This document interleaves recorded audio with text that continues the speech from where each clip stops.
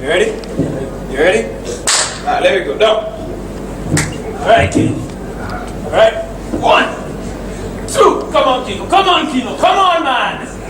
Push it. Feel the ball. Feel the ball. That's it, man. Come on. Kino, man, you're moving slow.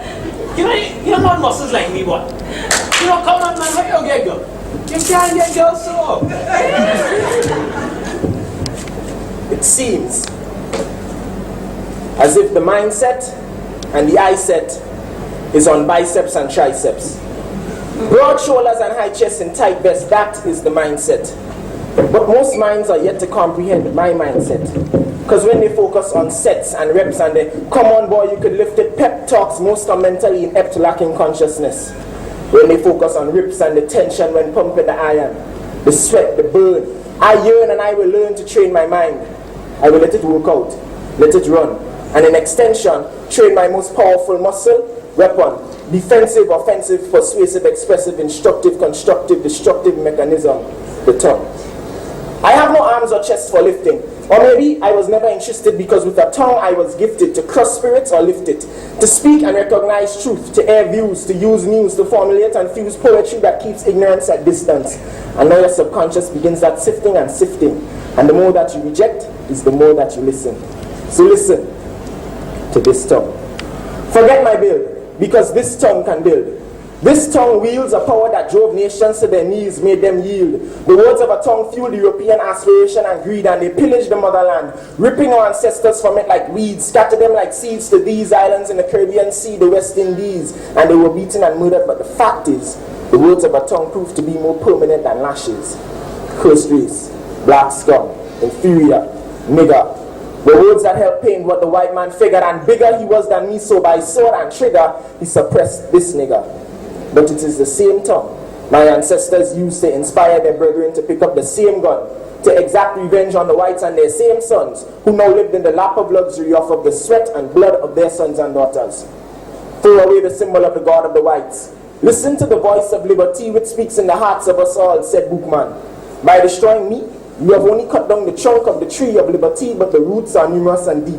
Words from Tucson, leader of the first black nation, repeatedly repelling Spain, France, and Britain. Speaking revolution, let's mention Simon Bolivar, Venezuela, Fidel Anche in Cuba, and Bishop, our own leader and orator, who is proof of the power of words and things heard, the ability to stir and fervor the masses. It is because of his tongue and a revolution, intervention, scratch that, an invasion came. Because Greens was in nobody's backyard and nobody's game, and what made Reagan even more afraid was that little speck on the map, English-speaking Grenada, could talk directly to America.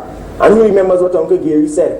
I am not encouraging you to go burn the plantations. All I'm saying is let the sky be red. You're telling me about the power of the tongue?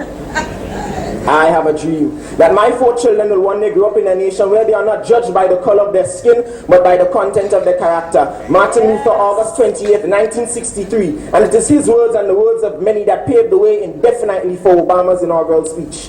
The tongue. Beware its destructive power too. In Mein Kampf, Hitler gave his views. He says the personification of the devil as a symbol of all evil assumes the living shape of a Jew. And it is this Bible that fueled what was to ensue. It justified how an entire race was subdued and massacred in cold blood. Heil Hitler! Echoing throughout Europe and the world. Originating from the lips and tongue of the Nazi henchman. Allowing a madman to assume a godlike position. So behold, this instrument for good, evil, motivation, condemnation, unification, separation. Ask the politician about their participation in the exploitation of the emotions of you and I. Ask them about the white lies. Before polls, there is no Grenada, there is only green and yellow sides. But as soon as the ballots are inside and you have our new Minister of Crime, the speeches spontaneously turn from malicious and aggressive to subtle, urging us to unite. Who's stupid? Me? We?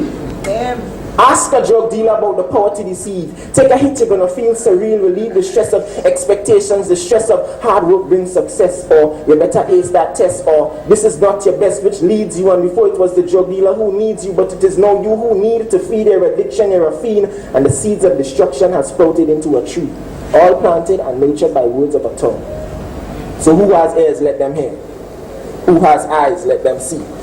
Who has hands, let them touch. And who has tongue, let them speak. Speak against every person, every notion, every obstacle, everything that suggests that you can't make it. Drown the utterances of failure deep within you and let your speech resonate victory. Speak openly and with conviction when you are true. Because as Gandhi says, even if you are a minority of one, the truth is always the truth. So big man, study your muscle, but study your head. Because life and death lies in the power of the tongue. Thank you.